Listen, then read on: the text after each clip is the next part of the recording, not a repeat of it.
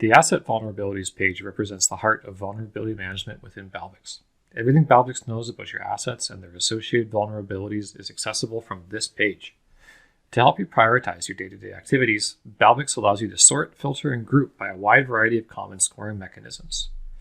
CVSS score, EPSS score, the Balbix exposure score, MITRE attack IDs, and common vulnerability tags such as CISA known exploit are all available here.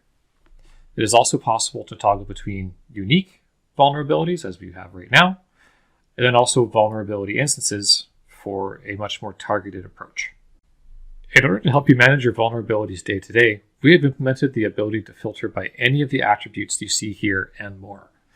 So let's go ahead and create a filter with multiple conditions describing vulnerabilities that we can and should tackle immediately. So under Advanced Filter, let's look for our CVSS severity and select critical, if that's our preferred scoring mechanism. Let's go ahead and add another condition based upon vulnerability tags, identifying CISA known exploit. And let's add one more filter, identifying those where a fix is available. And then now, as we can see, our list of resulting vulnerabilities is significantly reduced, and we could definitively say that these are the 267 that we should care about the most right now, and that we can actually take action on. So perhaps the easiest thing to do would be to export this list as it is.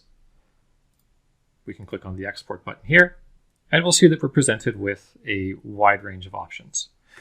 Our host names for the given assets are already inside, so this might be an ideal export to feed into a patch management tool. You can also customize the export further by adding more columns from a wide range of those that are available. But shipping spreadsheets really isn't an ideal solution. So let's look at some alternatives. Through integrations with external ticketing systems, Balbix is aware if a ticket has already been created to address specific vulnerabilities. So let's go ahead and add that as a column by clicking on Edit Columns. And we can see Has Ticket is selected, as well as the tickets checkbox, and then go ahead and apply. So we can see that the overwhelming majority of these instances do not have a ticket or a corresponding ticket number, and a quick scan through confirms that for us. So we can go ahead and create a ticket for them by selecting all of these, and now we can see, right, select all 267 matching vulnerability instances, and then click on Create Ticket. So this can be a one-off if we just want to dispatch this to Jira or ServiceNow, or we can build a ticketing rule to automate this moving forward. Let's go ahead and select from scratch, and we can select Jira. And since this is a bi-directional integration, this is going to communicate with any Jira instances and pull back any projects. In ServiceNow, we'll pull back tables. We can go ahead and select this, and this is going to walk us through the process, and we can follow our own business logic and be prompted for any required fields to go ahead and fire this over. Let's do that now.